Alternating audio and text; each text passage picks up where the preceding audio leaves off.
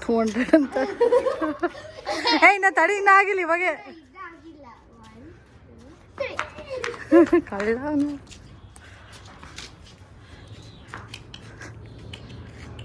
ಇಶಾನ್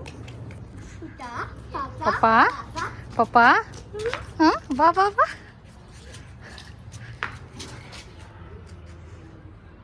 ಇಶಾನ್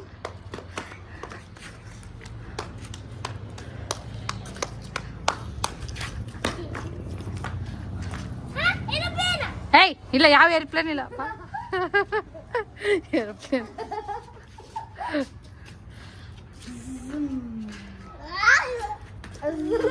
ನೀನೇ ಔಟ್ಲ ಇಶಾನ್ ನೋಡು ಜಾಸ್ತಿ ಹೊತ್ತ